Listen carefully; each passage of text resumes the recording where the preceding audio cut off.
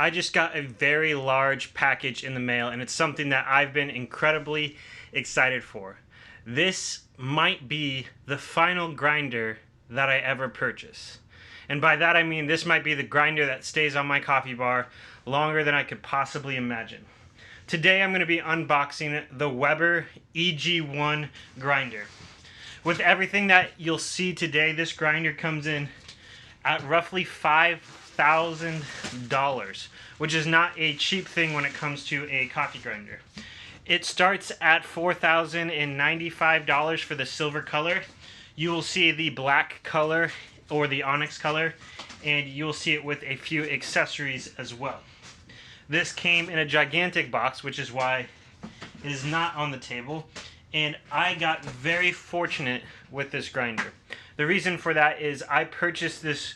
I went to go on Weber Workshop's website and purchase this grinder in the silver color because I could not justify spending an extra $400 to get it in Onyx.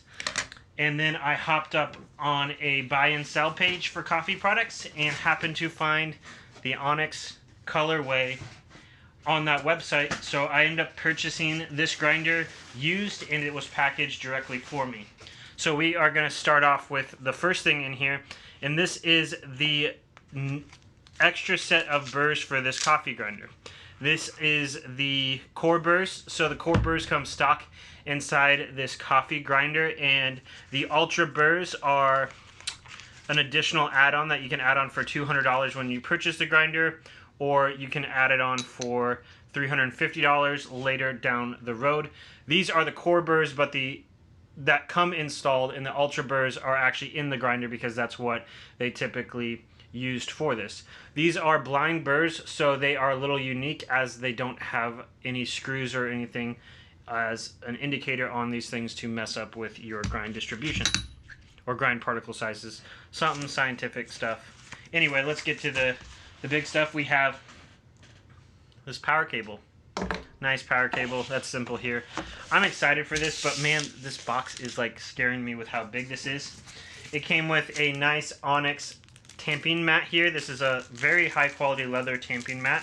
I'm going to go ahead and open this up and enjoy this moment of my most expensive coffee purchase here. So this is a very thick, solid tamping mat. I have one next to me. This is a Horween leather one that I made simply by cutting it, and it's quite a bit thicker than that, and it's just a very nice black color, very nice black finish on it. I think I'll actually probably use it. I got some extra wiper blades here, and let's go ahead and get to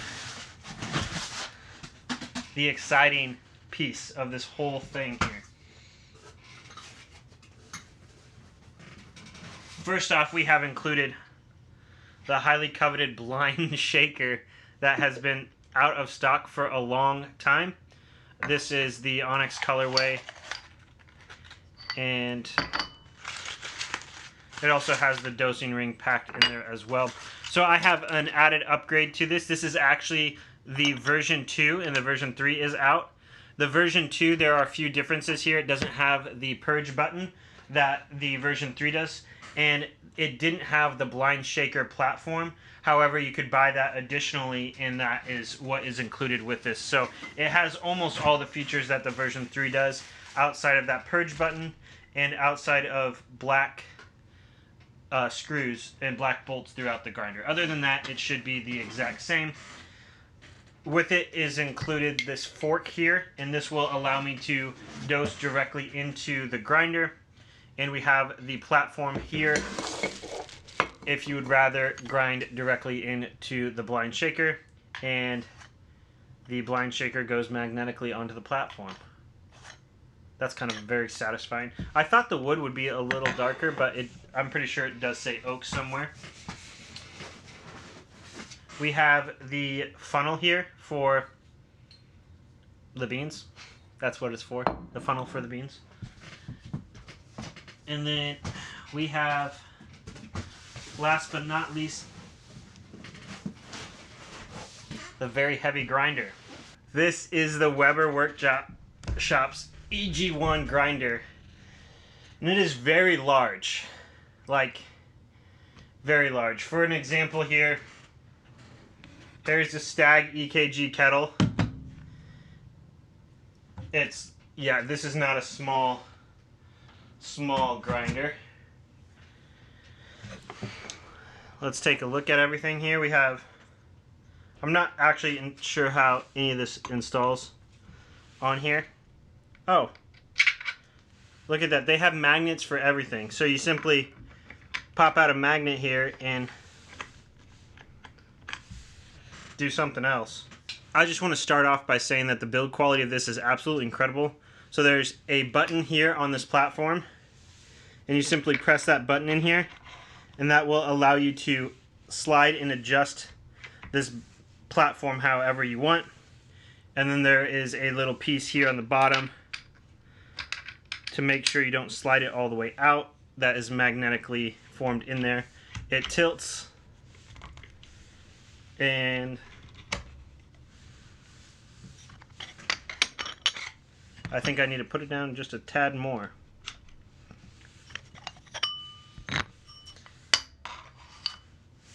There we go. You got a nice little knocker here. And from what I hear, everything is magnetic on this. There's just a lot to figure out on this grinder.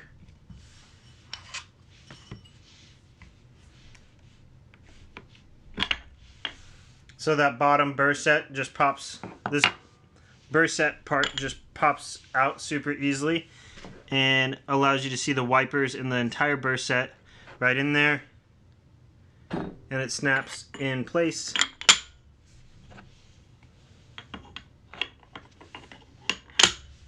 Like so. And then we have the bean hopper here.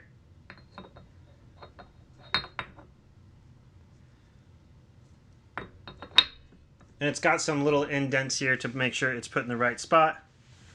I kind of want to just pop this out and try to switch it out to the portafilter holder here while we have the camera out and everything is going. It's a little tough to get used to off the bat. I've also never used this grinder before. So we'll pop this portion in like so and use that same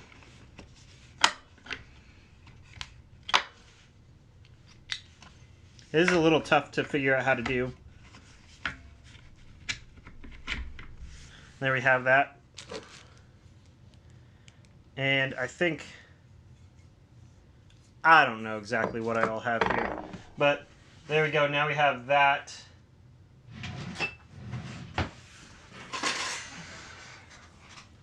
And it holds a little portafilter there.